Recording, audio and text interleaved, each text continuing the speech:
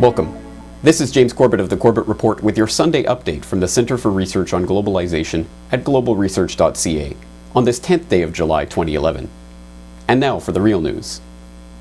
Unmanned aerial vehicles are once again grabbing headlines as the UK government was forced to admit last week that an RAF drone killed 4 Afghan civilians and injured 2 others in an airstrike in Helmsland earlier this year.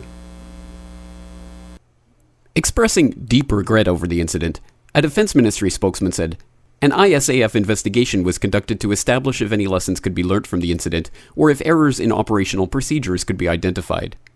The report noted that the UK Reaper's crew's actions had been in accordance with procedures and UK rules of engagement. The incident is likely to renew debate about the RAF's drone program, operated from the US Air Force's Creech Air Force Base in Nevada. Just this March, the Ministry of Defense released a study of the issue that looked at some of the troubling questions that the use of unmanned aerial vehicles in warfare raise. It is essential that, before unmanned systems become ubiquitous, if it is not already too late, that we consider this issue and ensure that, by removing some of the horror, or at least keeping it at a distance, that we do not risk losing our controlling humanity and make war more likely. The report then goes on to ask if the US drone strikes in Pakistan and Yemen in fact herald a new era of warfare, an era in which military intervention will be used simply because it can be done without any risk whatsoever to the attacker. The US military and CIA, under the leadership of Nobel Peace Laureate Barack Obama, is currently using aerial drones to carry out attacks in 6 different countries: Pakistan, Afghanistan, Yemen, Iraq, Libya, and now Somalia. Last month, Washington admitted using drones to commit assassinations of Somalis, who it claims have ties to Anwar al-Awlaki, himself an American citizen who the Obama administration has attempted to assassinate without a trial. It is uncertain who else is on the president's list of American citizens whom he has unilaterally declared the right to kill, but his DOJ has successfully blocked any judicial oversight of the decision in the courts. The use of drones are becoming more frequent in every theater, and have begun to cause great consternation with erstwhile allies such as Pakistan, where the citizens and the government are increasingly protesting the drone strikes.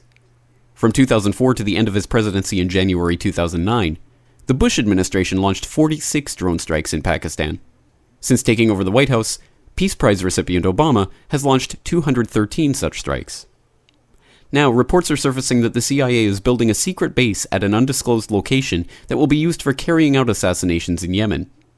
In justifying the move, an anonymous US official was quoted by the Los Angeles Times as saying that Yemen is now the most capable, most imminent threat to the US.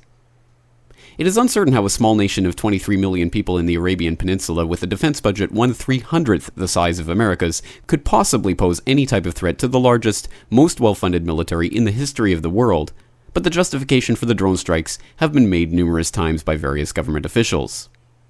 In March of last year, Harold Koh, a legal advisor to the State Department, made the case that the use of unmanned aerial vehicles against any nation it deems to be a threat is legally justified. With respect to the subject of targeting, which has been much commented on in the media and international legal circles, obviously there are limits to what I can say publicly. What I can say is that it is the considered view of this administration, and it has certainly been my experience during my time as legal advisor, that U.S. targeting practices, including lethal operations conducted with the use of unmanned aerial vehicles, UAVs, comply with all applicable law, including the laws of war. In April of this year, the White House approved the use of missile-equipped drones in NATO's Libyan campaign. Since then, 42 drone attacks have been launched on Libya. According to global research associate Mahdi Nazemroya, who is in Libya on a fact-finding mission, the NATO bombing campaigns have struck mainly civilian targets and constitute more proof that the so-called humanitarian nature of the campaign is in fact a cover for a brazen war of aggression that is being enabled by a complicit lapdog establishment media. He joined the Corbett Report from Tripoli to talk about the situation on the ground last week. They've been bombing sites that have nothing whatsoever to do with military facilities, combat, or command and control. They've been bombing granaries, food storage places, hospitals. People from around the world have seen it. I've spoken to foreign nationals who've been living here for business reasons or for family reasons, or just like Libya generally. A fellow Canadian was telling me it was hell. They bombed everywhere. Residential areas, they've been bombing for no reason. I spoke to an Italian lady the other day. She was telling me she used to believe everything the media said until she started living what the media was saying and contradicted reality. She was disgusted. I've spoken to people from all over the world who've been living here. They're in shock because they cannot bring the media fabrications to terms with reality here. And I can tell you right now, I was in Tripoli on Friday with a vast group of foreign journalists from all over the world: Britain, France, the United States, Russia, Japan, China, and the Washington Post, BBC, all of them lied about the event. Over 1 million people, roughly, the government says about 2 million people, were there.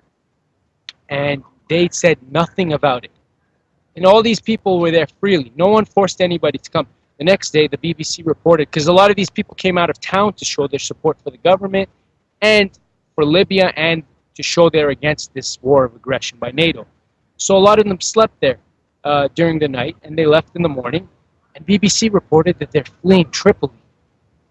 They slept and they were leaving. These are the type of lies you hear. Now, the U.S. Air Force is developing new drone aircraft that can be launched from aircraft carriers, eliminating the need to secure and operate drone bases in foreign countries. The sea-based drones are likely to be deployed in Asia as a counter to an increasingly aggressive Chinese military presence in the region. The United States is developing a new generation of drones that could be used on aircraft carriers. A U.S. Navy officer has said that some of these drones would be deployed in Asia and would play an integral role in future U.S. operations in the region. Experts say the new generation of drones could be used on any of the 11 U.S. carriers worldwide. Sea-based drones would have a combat radius of over 2,700 kilometers and would remain airborne for 50 to 100 hours. Land-based drones are in wide use in Pakistan and Afghanistan. Deadly airstrikes are carried out on an almost daily basis in Pakistan.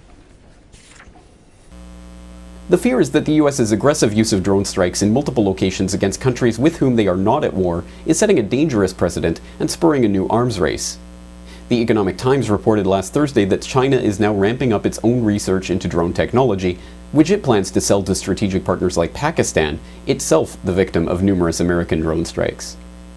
More worrying still is that the use of drones by police forces across the US and the UK is being normalized as part of a process of incorporating unmanned aerial vehicles into domestic surveillance programs. In 2007, the UK's Merseyside police demonstrated a UAV that it was preparing to use for its policing operations against antisocial behavior. In 2010, a local news station in Houston captured a secret test of a new spy drone to be used by the Department of Homeland Security to spy on American citizens. In March of this year, the Miami-Dade County Police Department announced a new unmanned spy drone that is capable of looking into people's homes. Now, even the military itself is wondering whether the use of drone vehicles and the increasing push towards autonomous weapon systems that require no human input once they are launched is leading us toward a world of troubling new possibilities. As the UK Defence Ministry report from earlier this year reads, "We must be sure that clear accountability for robotic thought exists, and this in itself raises a number of difficult debates. Is a programmer guilty of a war crime if a system error leads to an illegal act? Where is the intent required for an accident to become a crime? There is a danger that time is running out. Is debate and development of policy even still possible, or is the technological genie already out of the ethical bottle, embarking us all on an incremental and involuntary journey towards a Terminator-like reality?" For more on this story and other breaking news and current events, please go to globalresearch.ca. For more research and analysis by James Corbett, please go to corbettreport.com.